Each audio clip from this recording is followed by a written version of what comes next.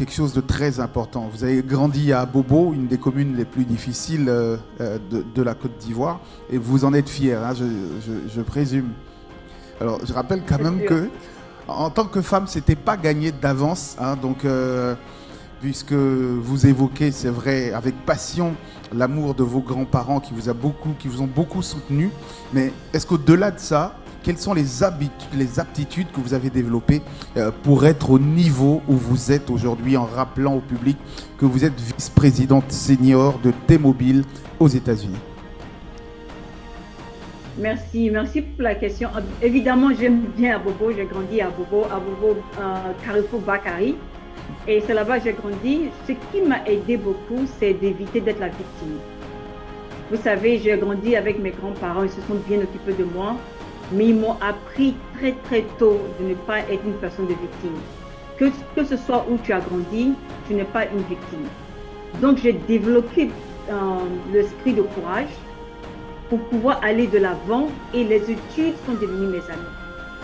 Je me suis attachée aux études, je me suis attachée à comment m'instruire, à comment me développer, et utilisons le courage comme un véhicule pour pouvoir aller de A à B. Et à chaque fois qu'il y avait une montagne devant moi, avoir courage, je me suis entourée du courage pour pouvoir aller de l'avant à chaque fois. Ça n'a pas été facile, mais c'est très important de ne pas être une victime, parce que dépendant de où vous habitez, où vous êtes né, dans quelle famille, ça ce n'est pas une donnée, c'est quelque chose avec qui tu es né. Donc c'est de vraiment enlever l'esprit de victime et puis de pouvoir travailler. Là, les Américains disent oh, walk with the card you be dealt with. Tu travailles avec ce que le Seigneur t'a donné. Vous êtes chrétienne.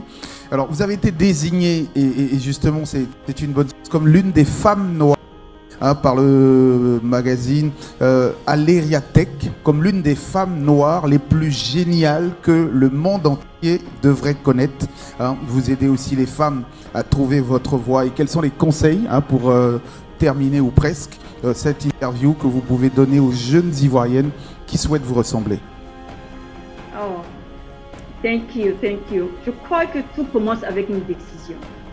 Tu as besoin de décider que ta vie vaut la peine de te battre pour ta propre vie. It starts with a decision. You need to decide. You need to decide that your life is worth fighting for. Donc tu as besoin de décider que ta vie ça vaut la peine. Ça vaut la peine. Et de deux, tu as besoin de t'exposer à ce dont tu veux faire dans le futur. Moi je suis rentrée dans la technologie par hasard, parce que je voulais faire juste un peu plus d'argent pour pouvoir vivre aux États-Unis et aussi envoyer de l'argent à mes parents à Abidjan. Donc je suis rentrée dans la technologie par accident. Mais c'est de voir qu'est-ce que tu aimes faire et qu'est-ce qui peut t'aider, donc d'apprendre, d'avoir l'esprit d'éducation, de pouvoir apprendre, parce que l'éducation pour moi c'est un véhicule pour t'envoyer pour t'ouvrir des opportunités que tu n'auras pas otherwise. Et puis finalement, c'est d'avoir une foi en la vie. Moi, j'ai tremendous faith in God. Tu n'es pas un hasard, tu es unique et tu es spécial. Il n'y a pas quelqu'un d'autre qui te ressemble, il n'y a pas quelqu'un d'autre dans la vie qui reviendra sur cette terre avant que toi, ou qui sera comme toi. Donc tu n'es pas répétable. Nobody can repeat you, you are not repeatable. So, one, start with a decision. Two, start with education. And three, you need to believe that you are worth fighting for. Mon parcours commence à Abobo, je ne vais pas dire derrière Rail, mais à Abobo, au marché, vers le marché d'Abobo, au Carrefour Bakary. Et j'ai grandi avec mes grands-parents, et je me suis retrouvée aux États-Unis après être une jeune mère. À 16 ans, j'ai eu mon fils, et je me suis retrouvée aux États-Unis après avoir eu la Green Card Lottery.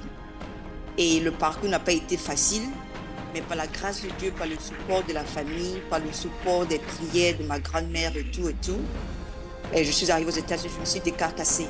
Et je veux encourager tout le monde pour dire de toujours compter sur toi, de toujours croire que tu n'es jamais seul et que le Seigneur te devance en toutes choses. Que tu sois aux États-Unis, que tu sois en France, que tu sois à Madagascar, le Seigneur nous devance dans toutes choses. Alors, j'aimerais rappeler aussi que vous faites beaucoup de formations, de coaching pour les femmes, c'est ça? That's correct. Donc, moi, ma passion, c'est de montrer à tout le monde que c'est possible. C'est possible si tu viens d'Abobo, c'est possible d'où tu viens, c'est possible de n'importe quel background, comment ça s'appelle en français, de n'importe quelle famille tu viens, c'est possible pour toi. Donc, je fais beaucoup de mentoring, spécialement pour les jeunes filles et les jeunes gens, les jeunes hommes qui sont dans l'adolescence, pour ne pas qu'ils se retrouvent en prison ou ils se retrouvent dans la rue ou se retrouvent dans la prostitution. C'est pour dire qu'il y a d'autres opportunités avec l'éducation. Tu peux arriver à d'autres choses. Avec l'éducation, tu peux arriver au succès. Je suis vraiment très fière de représenter la Côte d'Ivoire. Il y a beaucoup de gens à l'extérieur du pays qui connaissent la Côte d'Ivoire, mais on ne connaît que la Côte d'Ivoire pour pouvoir nous aider. On ne connaît que la Côte d'Ivoire pour pouvoir aider les pauvres. Donc, ça fait plaisir et c'est une grâce et une joie de représenter la Côte d'Ivoire avec une autre face, mais another face.